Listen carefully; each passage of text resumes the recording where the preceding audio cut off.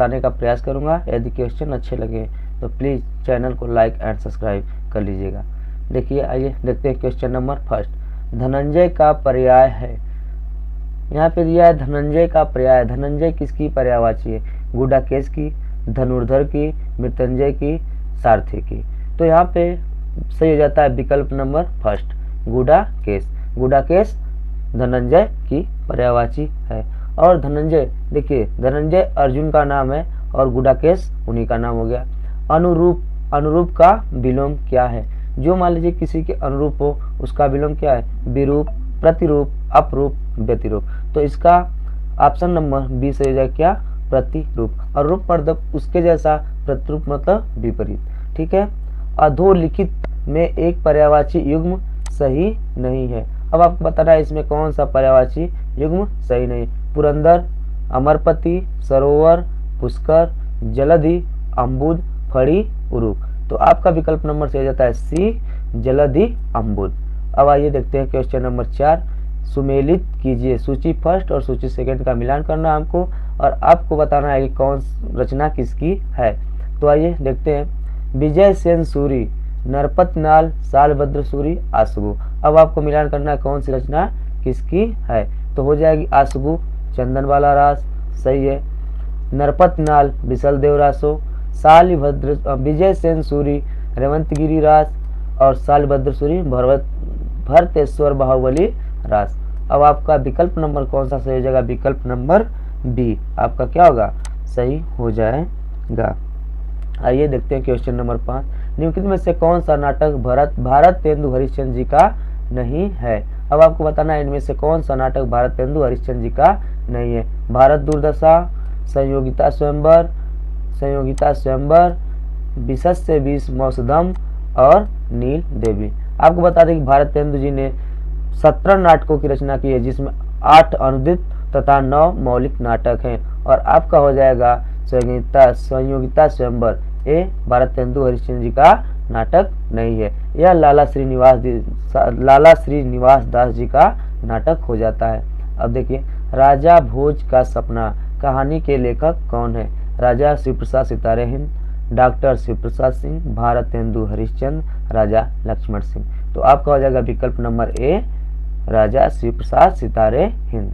अब आइए देखते हैं क्वेश्चन नंबर 7। निम्नलिखित में से कौन सा शब्द तत्सम नहीं है? अब आपको बताना है कौन सा शब्द तत्सम नहीं है। आप लोगों को पता होगा तत्सम तत्तद्भव में अंतर। जो शब्द संस्कृत से सीधे सीधे ले लिए जाते हैं हम उन्हें तत्सम कहते हैं, तथा संस्कृत का बदला हुआ रूप जो हिंदी में प्रयोग किया जाता है उसे क्या कहा जाता है? तद्भव कहा जाता है।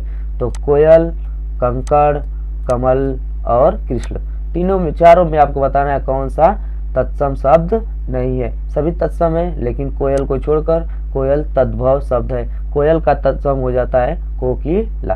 अब आपको बताना है सद्भावना का समास भेद है। अब आपको बताना है इसमें सद्भावना का कौन सा समास भेद है? द्विगु समास, द्वंद्व समास, अव्ययीभाव समास, कर्मधारय समास। तो आपका विकल्प नंबर डी से हो जाता है कर्मधारय समास। अब आपको बताना है वृद्धि संधि का उदाहरण नहीं है। निम्न में बताना है कौन सा वृद्धि संधि का उदाहरण नहीं है। जिसके, देखिए वृद्धि संधि करते समय हमको बस विशेष बात का ध्यान रखना है, जिसमें ए तथा औ दो शब्द, ए तथा औ, ये दो शब्द जहां हमको मिल जाए हमको समझ जाना चाहिए कि ये वृद्धि संधि है। लेकिन संधि करते समय संधि का क्या है? अर्थ निकलना चाहिए सभी शब्दों का। शिववाक्य, एकैक्य, विश्ववाक्य, मतैक्य। आपका विकल्प नंबर ए हो जाता है जो वृद्धि संधि नहीं है। बाकी सब क्या है? वृद्धि संधि है। इसका हो जाएगा एक धन एक, इसका हो जाएगा विश्व धन एक के, तो इसका हो जाएगा मत धन एक के, मतैक्य। ठीक है। अब आइए देखते हैं क्वेश्चन नंबर 10। भान्वागमन का संधि विच्छेद है। भान्वागमन का संधि विच्छेद क्या होगा? तो आप देखिए क्या हो जाएगा? भान्व धन आगमन, भान्व धन आगमन, भान धन आगमन, भानु धन आगमन तथा भानु धन आगमन। देखिए भानु शुद्ध लिखा जाता है, भानु धन आगमन। तो आपका हो जाएगा विकल्प नंबर सी, किसका? भान्वागमन का संधि विच्छेद क्या होगा? विकल्प नंबर सी। अब 11 देखिए, टॉस युवा भारतीय टीम ने जीता और बल्लेबाजी प्रारंभ की। आपको बताना है इसमें उपयुक्त वाक्य के उद्देश्य को किस विकल्प में सही प्रदर्शित किया गया है। मतलब टॉस युवा भारतीय टीम ने जीता और बल्लेबाजी प्रारंभ की, इसका उद्देश्य पूछ रहा है। तो इसका उद्देश्य टॉस युवा भारतीय टीम ने तथा बल्लेबाजी ने। तो विकल्प नंबर बी सही हो जाएगा, युवा भारतीय टीम ने। जिंदगी और जोंक किसका कहानी संग्रह है। आपको बताना है जिंदगी और जोंक किसका कहानी संग्रह है। मोहन राकेश, कमलेश्वर, अमरकांत भारती तथा धर्मवीर भारती, नहीं सॉरी, अमरकांत, धर्मवीर भारती, मोहन राकेश, कमलेश्वर। इसमें 4 में बताना है कि जिंदगी और जोंक किसका कहानी संग्रह है। तो आपका आ जाता है विकल्प नंबर सी, अमरकांत जी की यह कहानी है जिंदगी और जोंक। निम्न में से कौन सा सही सुमेलित नहीं है।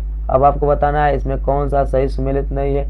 भाग्यवती, लज्जाराम मेहता, 100 अजान एक सुजान बालकृष्ण भट्ट, श्यामा स्वप्न जगमोहन सिंह, परीक्षा गुरु लाला श्री निवास दास जी।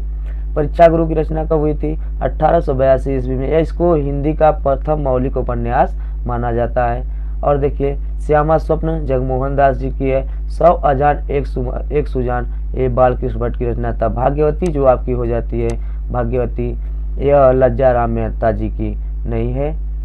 आगे देखिए नायिका भेद पर आधारित ग्रंथ रसमंजरी के रचनाकार कौन है? सूरदास, बिहारी, नंददास, विद्यापति। तो आपका हो जाता है रसमंजरी के रचनाकार नंददास जी हैं। सखी संप्रदाय के संस्थापक हैं। अब आपको बताना है सखी संप्रदाय के समय हित हरिवंश, वल्लभाचार्य, मध्वाचार्य, स्वामी हरिदास। तो आपका विकल्प नंबर सही हो जाएगा स्वामी हरिदास, जो है ये क्या है? सखी संप्रदाय के संस्थापक हैं। अगला देखिए सुमेलित कीजिए। सूची फर्स्ट को सूची सेकंड से मिलान करना है। बताना है आपको कौन सी रचना किसकी है। तो देखिए यहाँ पे रचना हो जाएगी स्वयंभू, पहुमचरी, पुष्पदंत, महापुराण और अब्दुल रहमान संदेश रासन, सबरपा, चर्यापद। ये सभी कवि किसके हैं? आदिकाल के कवि हैं। और विकल्प नंबर आपका सही हो जाता है विकल्प नंबर बी। कौन सा? विकल्प नंबर बी। आइए क्वेश्चन नंबर 17 देखा जाए। पुष्पदंत किस शताब्दी के कवि है? 8वीं शताब्दी, 7वीं शताब्दी, 10वीं शताब्दी, 11वीं शताब्दी। तो आपका आंसर हो जाएगा 10वीं शताब्दी। नागार्जुन की निम्नलिखित रचनाओं में से कौन सी खड़ी बोली हिंदी में नहीं लिखी गई है? अब आपको बताना है नागार्जुन ने कौन सी रचना खड़ी बोली हिंदी में नहीं लिखा है। बाकी उनकी रचनाएं सभी खड़ी बोली में है। तो आपका हो जाएगा पत्रहीन नग्न गाछ।